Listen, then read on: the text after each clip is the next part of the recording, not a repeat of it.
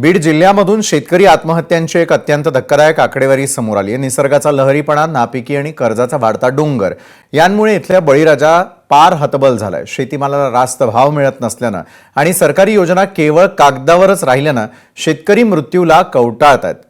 अंतरवण पिंपरी इथल्या भानुदास प्रभाळे या शेतकऱ्यांनी बँका आणि सावकारी कर्जाला कंटाळून आपली जीवनयात्रा संपवली आहे। पाहुयात बीडमधील शेतकरी संकटावरचा हा विशेष रिपोर्ट।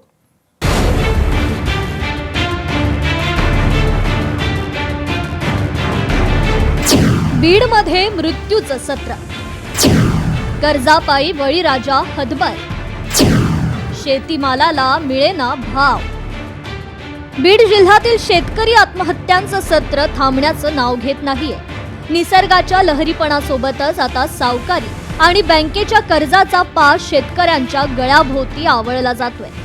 अंतरवण पिंपरी गावातील भानुदास सटवानाथ प्रभाळे यांनी 20 ऑगस्ट 2025 रोजी याच विवंचनेतून आत्महत्या केली।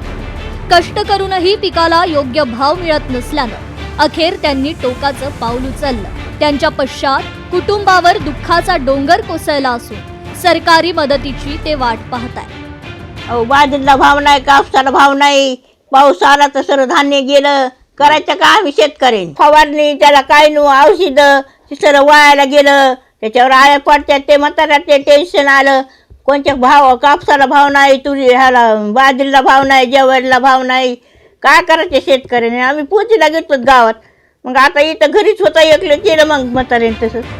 भानुदास प्रभाळे यांच्या निधनानंतर त्यांच्या कुटुंबातील प्रत्येक सदस्याच्या डोळ्यात पाणी आणि मनात संताप आहे। कोरडवाहू शेती, कमी उत्पन्न आणि वाढती महागाई यामुळे बँकेचे हप्ते भरणं अशक्य झालं होतं।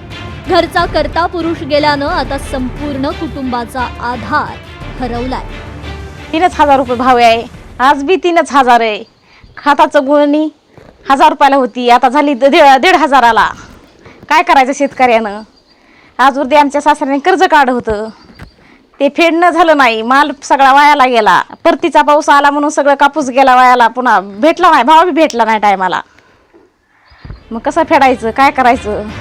शेतकऱ्याचा माल जोपर्यंत बाजारात येत नाही तोपर्यंत भाव तेजीत असतात, मात्र शेतकऱ्याचा माल व्यापाऱ्याकडे गेला की भाव पडतात। हे दुर्दैवी वास्तव पुन्हा एकदा समोर आलंय। सावकारी कर्जाचा तगादा आणि वेळेवर पैशांची न झालेली जुळवाजुळव यामुळे भानुदास यांनी आपलं जीवन संपवलं।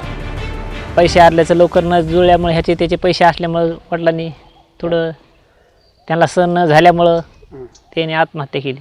वडिलांनी बँकेचं कर्ज काढलं होतं, बँकेचं कर्ज असून पुन्हा लोकांचे बी असं ह्याच्याकून त्याच्याकून 10-5 खाता व्यवहाराला घेतलेले पैसे हे लोकांचे द्यायचे कसे नाही। पुन्हा पहिल्या टोपाला माल घातला, पुन्हा भाव भेटत नाही काही नाही योग्य, त्या कारणानुसार त्यांनी आत्महत्या केली।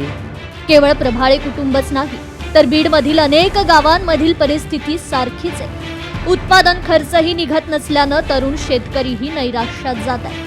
सरकारी योजनांचा लाभ शेवटच्या घटकापर्यंत पोहोचत नसल्याची ओरड आता ग्रामस्थांमधून होती। सरकारने शेतीमालाला योग्य उत्पादन खर्चावर आधारित भाव मिळावा ही सगळ्या शेतकऱ्यांचे मूळ समस्येचं कारण आहे। त्याच्यामुळे शेतकऱ्यांना जर इथून पुढं चांगलं हक्काने जर स्वाभिमानाने जर जगायचं असेल किंवा शासनाला जर शेतकऱ्याची परिस्थिती जर चांगली जर करायची असेल, सुधारायची असेल, तर उत्पादन खर्चावर आधारित हा शेतीमालाला भाव जोपर्यंत मिळत नाही तोपर्यंत शेतकऱ्याच्या समस्या सुटणार नाहीत।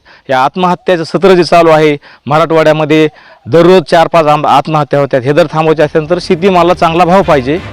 बीड जिल्ह्यातील आकडेवारी मन सुन्न करणारी आहे। जानेवारी 2025 ते डिसेंबर 2025 या एका वर्षात 256 शेतकऱ्यांनी आपली जीवन यात्रा संपवली, तर 2026च्या पहिल्या 3 महिन्यातच 32 आत्महत्यांची नोंद झाली आहे।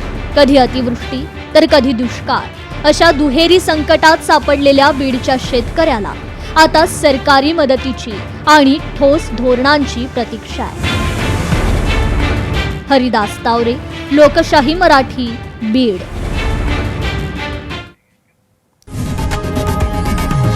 लोकशाही मराठी, ऐका, पहा, जागरूक रहा।